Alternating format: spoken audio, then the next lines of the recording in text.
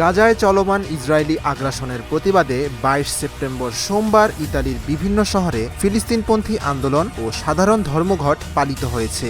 এই ধর্মঘটের ডাক দিয়েছিল শ্রমিক সংগঠন ইউএসবি ও বিভিন্ন মানবাধিকার সংগঠন।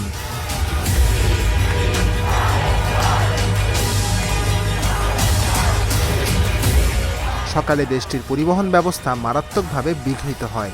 রোম, মিলান, নেপলস সহ বড় শহরগুলিতে মেট্রো, বাস ও রেল পরিষেবা আংশিক বা সম্পূর্ণরূপেই বন্ধ থাকে। সবচেয়ে উত্তেজনাকর পরিস্থিতির সৃষ্টি হয় মিলানের কেন্দ্রীয় রেল স্টেশনে।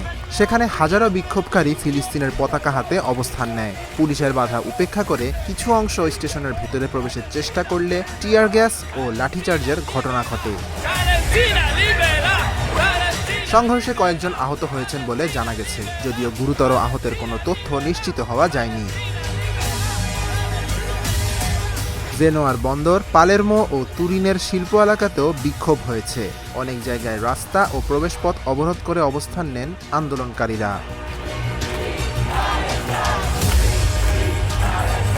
ইতালিতে বসবাসরত বাংলাদেশি প্রবাসীদেরও এই আন্দোলনে সক্রিয় অংশগ্রহণ করতে লক্ষ্য করা গেছে। রোম ও নেপলসের বিক্ষোভে অনেক বাংলাদেশিকে দেখা যায় প্ল্যাকার্ড ও ফিলিস্তিন পতাকা হাতে।